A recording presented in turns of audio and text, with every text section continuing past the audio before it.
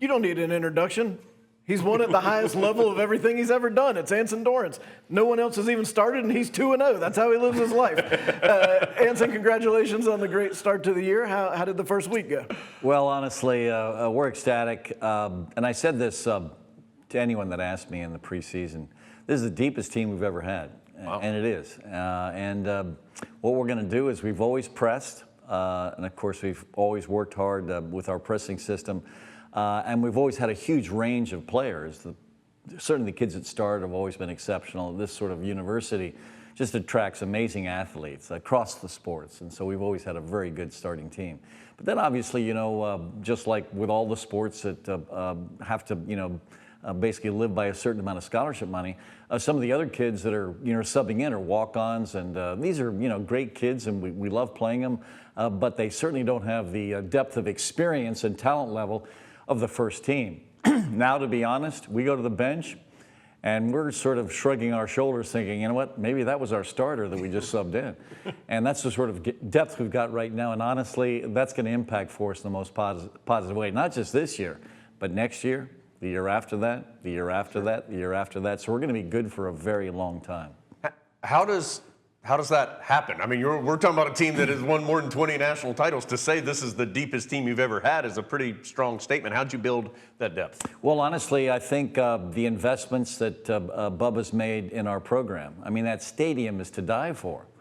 In the old days, I mean, we had a track around the field, no real personality in the stadium, and we obviously recruited well with that, given the Carolina brand and the sort of, you know, atmosphere you have on campus and on Franklin Street. We were recruiting with the university. We weren't recruiting with the stadium. And now what we're doing is we're recruiting with everything. So basically, we've got a gun that's fully loaded now, and we've got all the different you know, bullets in the gun that we haven't had before. And one of those great bullets is the stadium itself. Sure.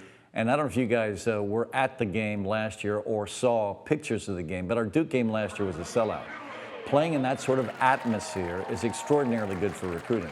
So every kid wants to play in front of big crowds and have an excitement in the matches they're playing. And so for us, and by the way, I give full credit to 𝗜H𝘁𝗶𝗿𝗄 because I hired him as my GM for the sole purpose of, well, not the sole purpose, but one of the main purposes was for him to sell out that stadium.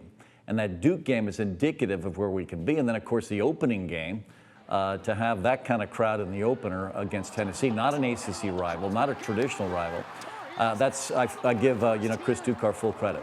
And of course, the chancellor, you know, at convocation said, you know, your first event on campus has to be to go to the women's soccer game. And then, you know, Chris and Jim Steig, who's also working with us to help promote the matches, you know, T-shirt giveaway. And you know what student doesn't want to have at least one T-shirt hanging in his empty closet when he comes to the university? And so the first 2,000 kids that came, they got a free T-shirt, and it's a billboard. And now we're trying to get the kids on game day. All of our kids are going to be wearing the billboard, the Carolina, you know, women's soccer shirt with the schedule on the back. And now we're going to encourage all the kids that have the free T-shirts on game day, walk around, tell the kids in class, by the way, women's soccer game tonight or this weekend. So all these things I think are adding together, having an impact. And this is having an impact on recruiting, because honestly it does impact. And so now with this incredible stadium, we've got kids all up and down our roster that can really play. You've had a vision for a long time of what a home game for Carolina women's soccer could and should be. What difference does it actually make? We all know you have the talent on the roster, but when you put that talent in that environment, what difference does it truly make to them? Well, it does. You know, we've always bragged about the fact in the old days we were the #1 in home attendance, like forever. We're also the #1 in away attendance because, of course, all the people are coming to watch you get beaten by their home team. So we've been a rallying cry for attendance forever. But what's cool right now about having that kind of stadium, the atmosphere in the stadium is what makes it special.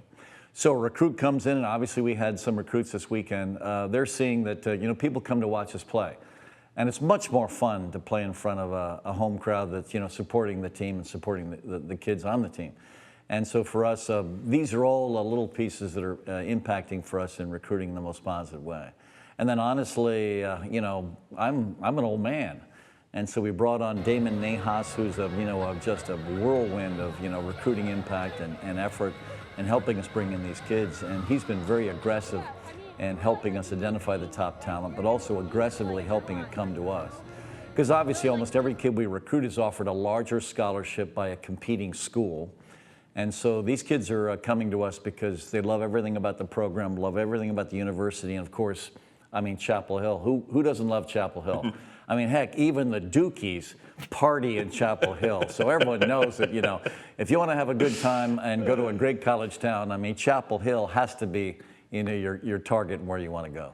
It's a 3-0 victory over Tennessee, ranked top 15 in the nation. Followed that up with a 2-0 victory over, you like I said nil there, 2-0 victory over UNCW on Sunday. What'd you think about just the pure performance, Coach, from your team in those first 2 games? Well, honestly, I was excited about the Tennessee game. You know, there are all these different rankings that come out, and Tennessee and our team weren't ranked all that high because we didn't finish well last year. And so I think we were ranked 10th, maybe Tennessee was 11th. That's just one, that's the coaches' poll. And I think in the coaches' poll, they've got to be, you know, respectful for the teams that did well in the previous season. But here's what a lot of other polls were telling us. A lot of other polls were telling us Tennessee was the best team in the country based on their success last year, not just where they finished the NCAA tournament, but also based on recruiting classes and the kids returning, et cetera, et cetera, et cetera. And actually, we were pretty high in that poll as well. So when we're looking at their team, we're looking at 2 front runners for them that were significant players. We're looking at a team that's well organized, committed, a team that basically dominated the SEC, which was one of the top conferences in the country last year. For us to do well against that team, and not just beat them, but beat them by that kind of margin is significant. And the other thing, and the kids on our roster know this, it could have been worse. Could have been worse. I mean, we had some sitters that we missed. Now, to give full credit to my goalkeepers, they had some great shots that our goalkeepers dealt with, and I fully credit Emmy Allen. In the first half, there was a breakaway, and this girl got through, and she came out and snuffed it. And then there was a great crack from, I think, the top of the box, and then Mars with, you know, her palm, you know, lifted it over the bar. And so I want to certainly credit my goalkeepers. But we had some additional chances that could easily have been finished. But 3-0 against that team is a significant success for us. And so that team's going to beat a lot of good teams, and they're going to be a lot of very good teams in the SEC. So that's a game that's going to really impact in our RPI in the most positive way. So I couldn't be happier. If we're sitting here in early December and you say, man, this whole thing really came together this year exactly as I hoped it would, what does that mean gets better between now and then? Where's an area you need to look better than it does now? Well, obviously, we did take a hit in the Tennessee game because 𝗖𝗿𝗍𝗶𝗍𝗿, one of the best players in the country, in trying to mark these 2 remarkable strikers for Tennessee, got injured. So she's not going to Texas with us. And that's a significant loss. She wears the armband for us, the captain's armband. She's just not a good player. She's a great player. She has the potential to play for the United States in Olympic Games and also in the World Cup. So this is going to be a huge loss for us. But I got to give 𝗖𝗿𝗍𝗶𝗍𝗍 full credit. This freshman came in, hadn't played an NCAA minute for us in her life, steps in, starts, plays 90 minutes for us at center back. And so she did a really good job. Now we've got to do a better job now investing in the kids that can play in the middle of our defense. Because even Tori had a little bit of a hamstring issue coming into the Wilmington game. So we've got some other kids that we're going to look at center back, so we've got more depth there. But, you know, of course, this always happens. You know, sure enough, in the one position on the field where you're a little bit thin, that kid gets hurt. In all the other positions where you've got like 6 kids that are dying to get on the field in that position, they're all healthy as can be. So, of course, that's invariably what happens, and that's exactly what happened to us. But we got some kids we can shift in there. We're going to maybe consider that against Texas and Baylor. But I'm incredibly excited about this team. And the other thing is this, they're just fun to be with.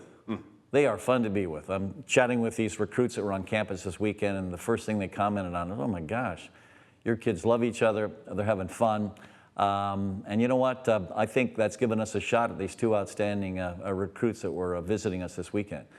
So for me, that's kind of cool as well, for them to see what we know, but also what we're seeing, which is our kids really enjoy everything about training and the environment and everything else. And so we're going to be good for a long time. They have been good for a long time. They're going to be good for a long time. It's Carolina women's soccer. You know that. They're going for another national title this year. Next action on the road, Texas on Thursday. Coach, great to see you. Thanks for your time, and looking forward to the rest of the year. Thank you.